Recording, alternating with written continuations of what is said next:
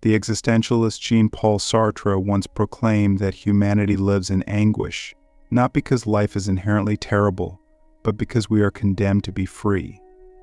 Freedom, at first glance, sounds like a gift, something liberating, something empowering. But Sartre's freedom is not the kind you dream of when you imagine a life without constraints. This freedom is heavy, relentless, and unavoidable. It's not the freedom to do whatever you want without consequence. Instead, it's the freedom to be. Sartre's idea of freedom is the constant pressure of making choices, of deciding who you are, what your life means, and how you will live it. And here's the catch: even choosing not to choose is a choice. You cannot escape it. You are always in motion, always becoming something. The question is, what are you becoming? And more importantly, are you even aware of it? When Sartre says that we are condemned to be free, he doesn't mean this metaphorically. He means it absolutely. Freedom isn't something we can opt into or out of, it's the condition of being human. You are thrown into existence, into a world that didn't ask for your permission to exist, and suddenly you're here, aware of yourself, aware that you are alive. What do you do with that? Sartre argues that there is no preordained purpose for you, no blueprint, no divine script that tells you what you must be. Unlike a tool, say, a penknife that has an essence, a purpose designed before it is even created, we humans have no essence that precedes our existence. We are not built to fulfill a specific function. Instead, we create our essence through what we do. In Sartre's words, existence precedes essence. You are not born with meaning, you give your life meaning through your choices. But here's where it gets uncomfortable. If you are what you do, then every action you take is a declaration of what you believe a human being should be. Think about that for a moment. When you act, when you make a decision, you are saying, this is what it means to be human. Sartre believed that in fashioning yourself, you are also fashioning humanity.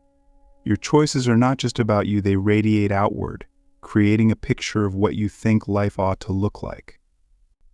And this is where the anguish comes from, the weight of knowing that every decision you make carries this responsibility. The weight of knowing there is no escape from this responsibility. Click subscribe to this channel to get more profound insights. Some people try to escape. They tell themselves that they are powerless, that they are victims of circumstance, that they have no choice but to follow the rules laid out for them by society, by tradition, by their parents, by their culture. Sartre calls this bad faith. Bad faith is the act of denying your own freedom, of pretending that you are not free when, in fact, you are. It's the lie you tell yourself to avoid the discomfort of owning your choices. When you say, I have no choice but to stay in this job, or I can't pursue my dreams because it's too late, or this is just the way things are, you are engaging in bad faith. You are hiding from your freedom. You are refusing to admit that you are the one who decides what your life looks like. But here's the truth: you are free, whether you like it or not. And with that freedom comes the responsibility to create your life, to decide what your existence will mean. Sartre believed that this is both terrifying and exhilarating. It is terrifying because it means there are no guarantees, no safety nets, no one to tell you what the right choice is. But it is exhilarating because it means that your life is yours to shape. You are not a passive participant in your own story. You are the author. And the question is, what kind of story are you writing? So many of us spend our lives waiting for the right time, the right opportunity, the right person, the right feeling. We tell ourselves that we'll start living once we have more money, or once we feel more confident, or once someone else gives us permission. But Sartre challenges us to see that this waiting is another form of bad faith. You are already free. You are already making choices, whether you realize it or not. And every moment you spend waiting is a moment you are choosing to let slip away. What are you waiting for? What do you think is going to happen? The truth is, nothing will happen unless you make it happen. There is no one coming to save you. There is no cosmic force that will suddenly reveal your purpose to you. Your purpose is whatever you decide it is. This is why Sartre's philosophy is so radical and so empowering. He tells us that there is no ultimate meaning to life, no universal purpose that applies to everyone. But this isn't a reason to despair. It's an invitation to create. If life has no inherent meaning, then you are free to give it meaning. If there is no fixed purpose, then you are free to choose your purpose. And this is where Sartre's philosophy becomes deeply practical, because it forces you to confront the reality of your freedom. It forces you to ask, what am I doing with my life? What am I choosing right now in this moment? And if I don't like the answer, what am I going to do about it? Let's not sugarcoat this. Freedom is hard. Choice is hard. Taking responsibility for your life is hard. It means acknowledging that there is no one to blame for your unhappiness, no one to credit for your success, no one to tell you what to do or how to live. It means facing the fact that you are alone in this. Not in the sense that you can't have relationships or connections, but in the sense that no one else can make your choices for you. No one else can give your life meaning. That is your job, and yours alone. But here's the thing, you are already doing it. Whether you realize it or not, you are already creating your life through your choices. The question is, are you doing it consciously? Are you doing it intentionally? Or are you living on autopilot, letting life happen to you instead of actively shaping it? Sartre challenges us to wake up, to stop waiting, to stop hiding from our freedom. He challenges us to see that every moment is an opportunity to choose, to create, to become. And he challenges us to take that responsibility seriously. So, I ask you, what kind of human being are you creating through your actions? What kind of world are you creating through your choices? And if you don't like the answers, what are you going to do differently? Sartre believed that we are all artists, painting the canvas of our lives with every decision we make. The question is, what masterpiece are you creating? Or are you letting the canvas stay blank, waiting for someone else to paint it for you?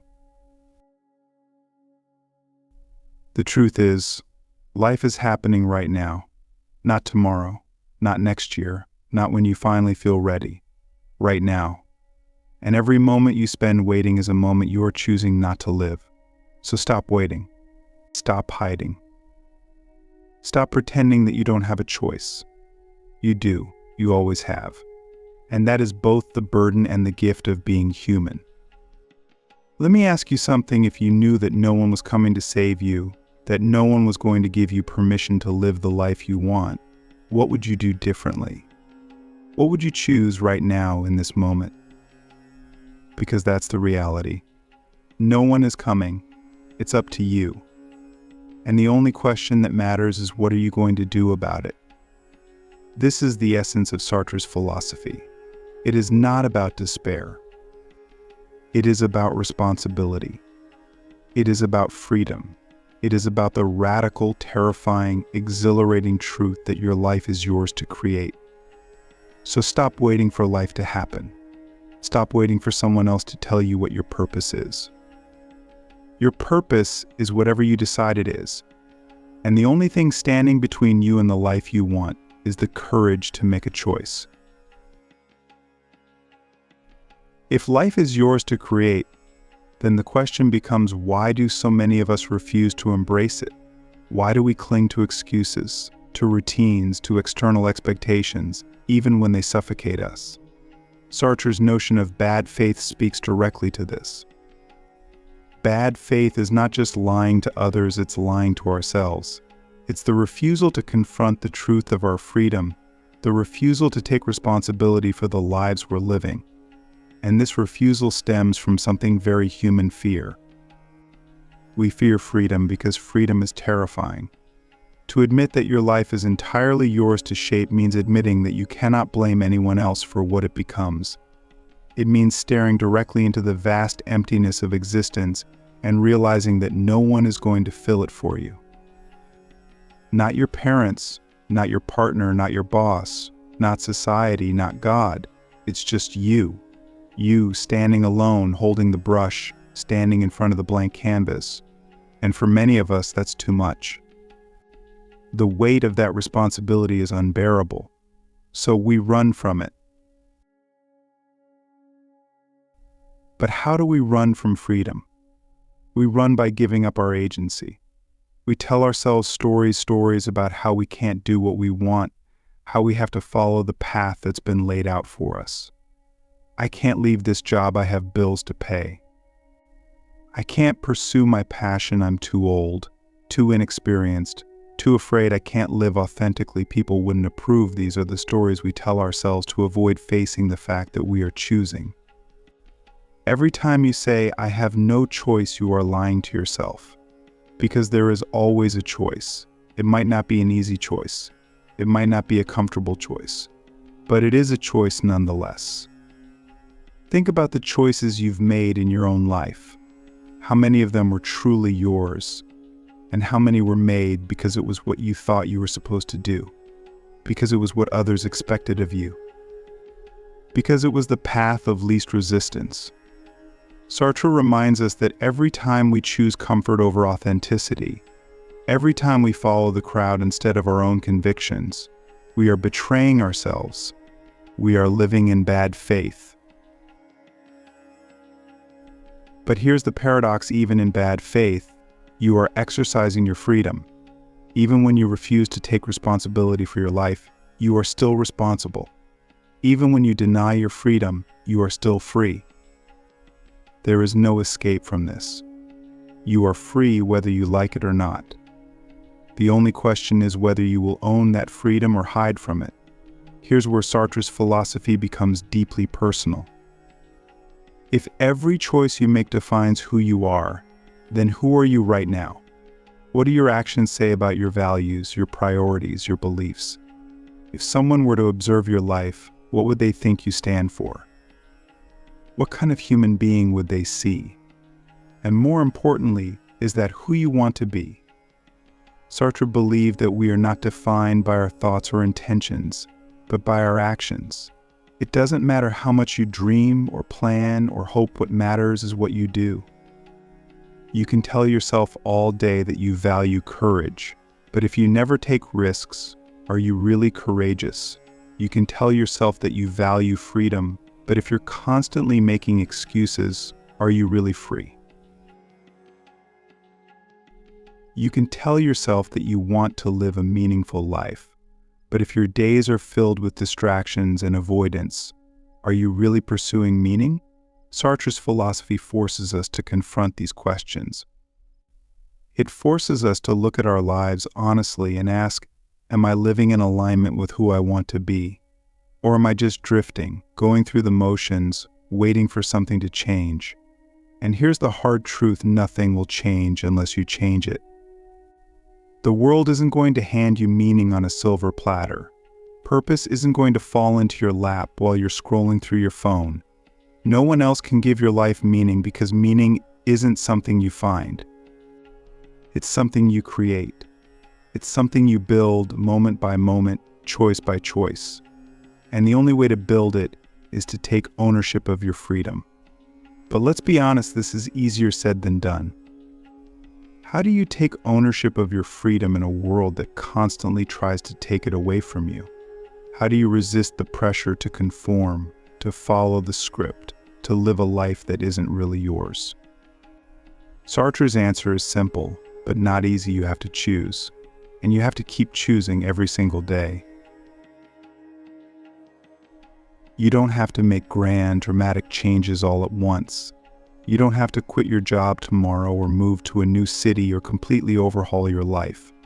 But you do have to start taking responsibility for the small choices. What do you do with your time? What do you prioritize? What do you say yes to and what do you say no to? These small choices add up. They form the foundation of your life. And if you're not happy with where you are, the only way to change it is to start making different choices. So let me ask you, what small, conscious choice can you make today that aligns with the life you want to create? What is one thing you can do right now to take ownership of your freedom? It doesn't have to be big. It doesn't have to be perfect. It just has to be yours. And here's another truth: no one can tell you what the right choice is. This is what makes freedom both exhilarating and terrifying. There is no roadmap, no guidebook, no universal answer. You have to figure it out for yourself. And yes, you will make mistakes. You will fail. You will stumble. But that's the beauty of it. Because every mistake, every failure, every stumble is an opportunity to learn, to grow, to become more fully yourself. Sartre believed that life is not about reaching some final, fixed state of being. It's about the process of becoming. It's about the ongoing, never-ending act of creation. And that creation is entirely in your hands. So I ask you again, who are you becoming? What kind of human being are you creating through your actions? And if you don't like the answer, what are you going to do about it? This is the challenge Sartre presents to us: to take ownership of our freedom, to stop waiting for life to happen and start creating it, to stop hiding from our choices and start embracing them. It's not easy, it's not comfortable, but it is the only way to live authentically. It is the only way to create a life that is truly yours. And here's the most important thing: you don't have to get it right all at once. You don't have to have all the answers. The only thing you have to do is start. Start making choices that are true to who you are. Start taking responsibility for your life. Start living with intention. Because every moment you spend waiting is a moment you are choosing to let slip away. And you don't have forever. Life is happening right now. What are you going to do with it?